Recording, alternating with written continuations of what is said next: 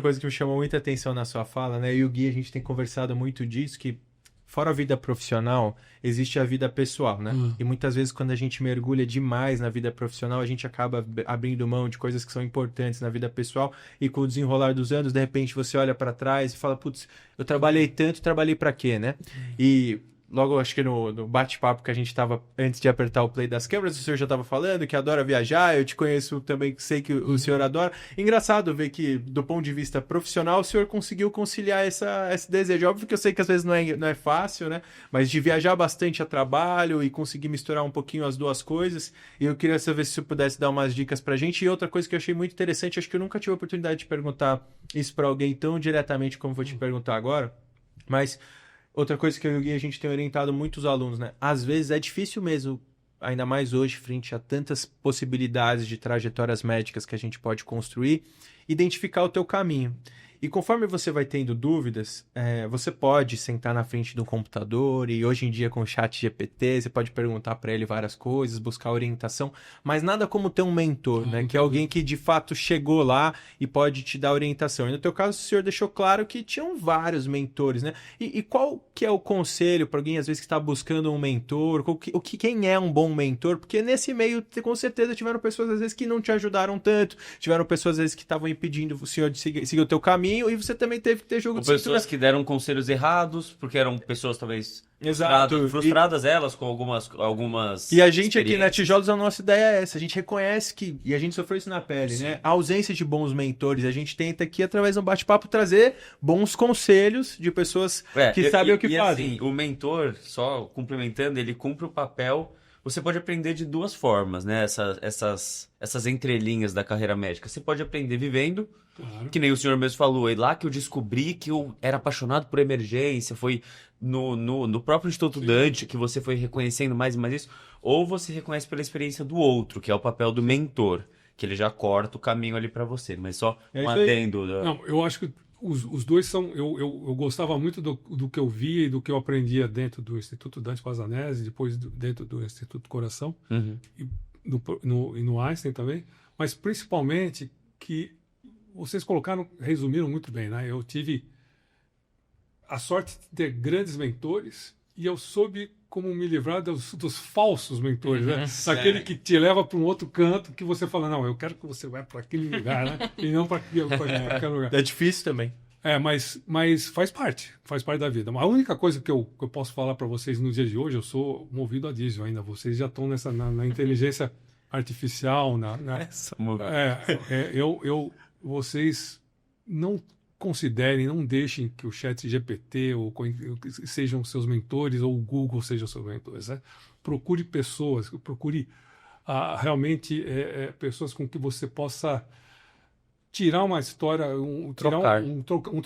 É sempre muito fundamental. Por isso que eu acho que eventos internacionais ou eventos nacionais ou qualquer evento, isso que nós estamos fazendo, é uma troca que é absolutamente impagável.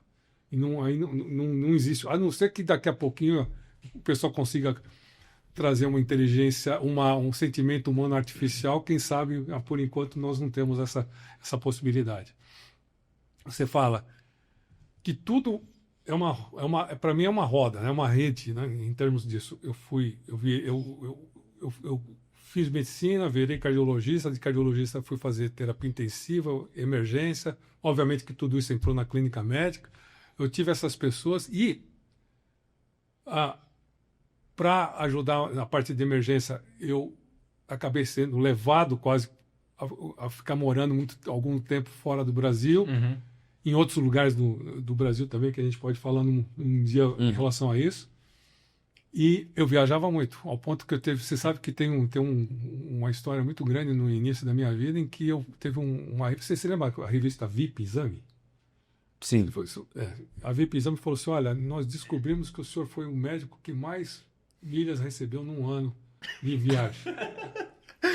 Cara, como é que esse cara descobre troço desse? E eu fiz. Mas imagina, quantas milhas, né? Em um ano eu fiz 1 milhão de milhas. Nossa. Meu Deus. Era uma viagem internacional cada semana. O que aconteceu? Pra vocês terem a gente fala das coisas lindas, maravilhosas, mas eu trabalhava segunda, terça e quarta, quarta noite, por causa da fundação, eu pegava um voo ia para Dallas, onde era a sede da Fundação Interamericana, ficava quinta, sexta à noite eu estava embarcando. Mentira. Eu tinha plantão no domingo. Semanalmente. E eu fiz isso por 4 anos, cada 15 dias, não era semanalmente. Ah, tá. Cada 15 dias. Mesmo assim. Mesmo assim. E como presidente da fundação, eu tinha que visitar uma série de países, mas daí é uma história diferente. O que você falou, eu nunca fechava meus olhos para o lugar que eu ia. Eu sempre tive paixão de conhecer um lugar, conhecer as pessoas, o que aquela cidade, aquela região tem de características. Então, isso, a medicina me fez ser uma pessoa que conhece o mundo, e eu vejo o mundo de uma outra maneira. Eu gosto de ver o mundo de várias maneiras, de diversas maneiras, na parte de medicina, na parte cultural e uma série de outras situações. Sabe? Quando eu fui fazer emergência e eu conheci esses grupos, principalmente o grupo europeu ligado ao Douglas, que era o professor Peter Steen, ele me deu a oportunidade de fazer 2 coisas maravilhosas durante a minha gestão e depois da minha pós-gestão da fundação, e que é participar do comitê de emergência o europeu e o americano.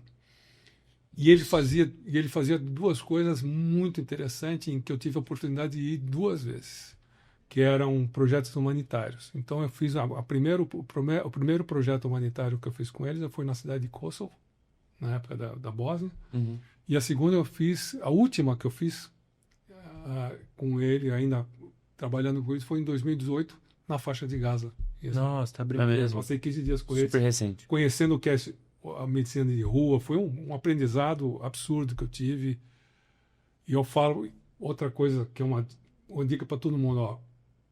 Medicina não se faz só no computador. Medicina você tem que estar no dia a dia. Na prática. Você quer fazer emergência?